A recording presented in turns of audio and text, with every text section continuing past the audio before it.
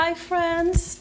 Today I'm gonna show you all tips and tricks that I use to keep my cat away from the plants. So as you know, I live with a super cute but not very bright cat, Lucy. For a long time, having cats was the reason why I didn't have plants. So if you've seen the video in which I talk about my plant journey, I used to have 3 cats. And cats were pretty much my life. I was also a volunteer in a cat shelter, so I learned a lot about cat behavior. And there is one thing I know is that most cats like to eat snack on plants. It's rare to see a cat who never eats anything, so I was afraid of getting plants because of that.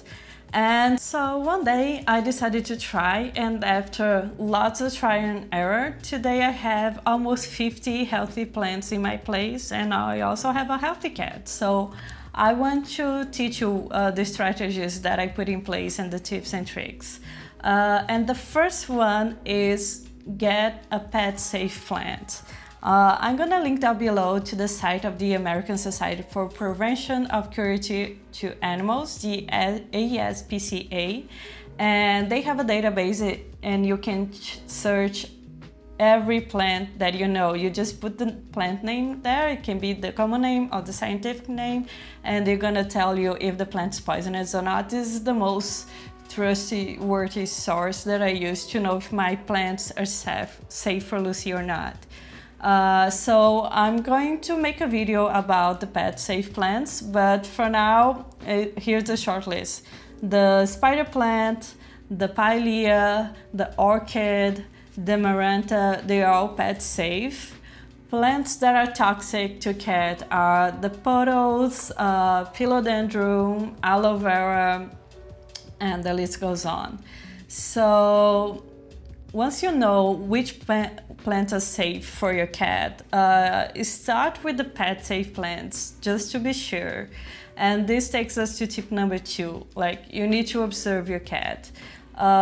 You need to learn how your cat acts around plants. So the first plants, this first pet safe plant you're gonna get are going to act like a little bit like a guinea pig. Just put the plant in the place where you want it and watch your cat. Is your cat going to reach for a shelf with plants in it? Is your cat gonna snack on every single plant? So what I learned from Lucy, for instance, is that this kind of plant that it looks like grass, she loves it and she will definitely snack on it. But plants that are a little bit hard, like succulents or snake plants, she will not touch it. She will never eat a snake plant because she doesn't like the texture. But even the pilea, when the leaves are very young, when the leaves are very soft and small leaves, she will like to snack on it. So after I watch her and I learn, okay, so there are some plants you're gonna eat, there's some plants she's not gonna eat. After that, we get to tip number 3, that is elevate the plants your cat are gonna eat. So my spider plant lives on the shelf. I would never put my spider plant on the floor because it will be the end of it. And you can also use these macrame hangers. You can buy it on Etsy. There's a lot of people who sell this and a lot of artists that make really good ones. And it looks really pretty and it's easier than you think to just have your plant hanging there. And so you basically take your plants out of the reach of your cat. But be mindful, some cats, they will try everything to eat the plant, so they may jump on a shelf. So you may,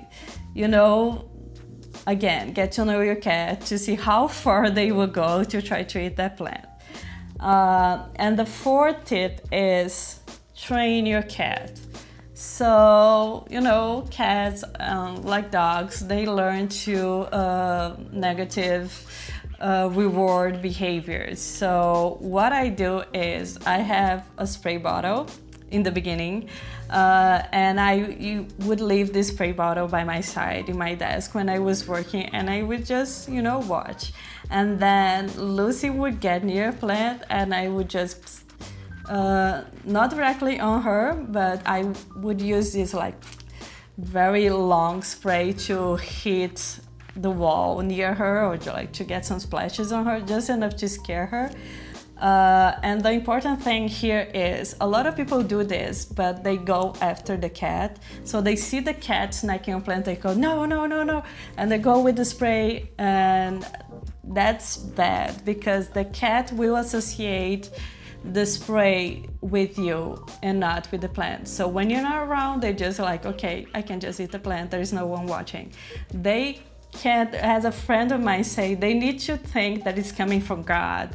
They cannot see you spraying them. They need to associate the plant with a bad situation, you know?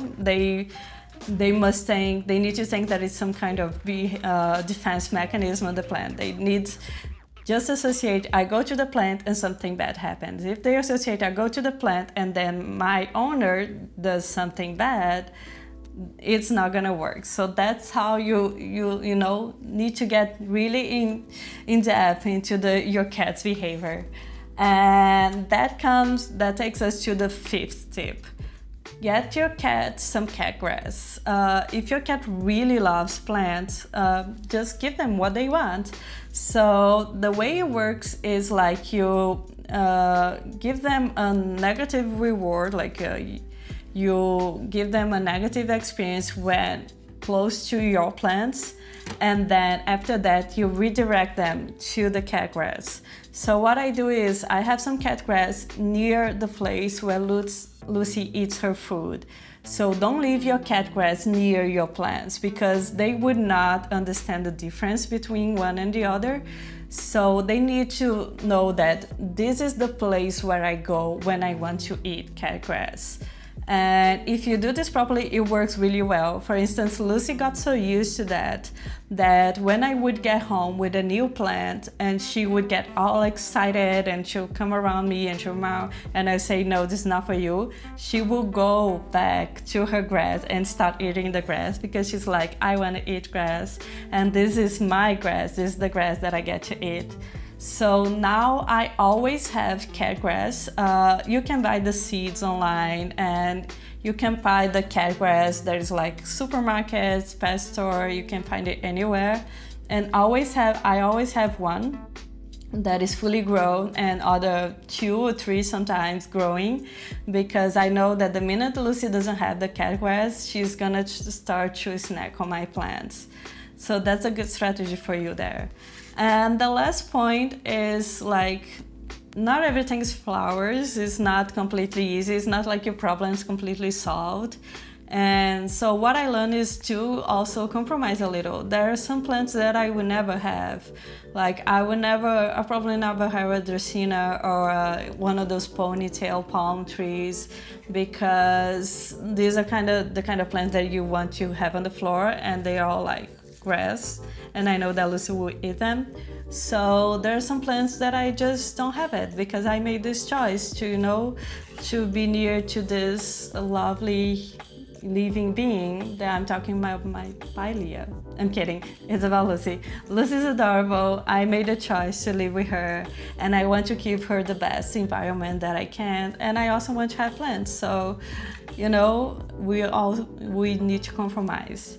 So there you go. I hope you liked this video and found it useful. And if you like this video, you're also gonna like this one, in which I talk about the 5 easy plants you have when you're starting your houseplant journey. Just check it out, and thank you for watching, and I'll see you soon. Bye.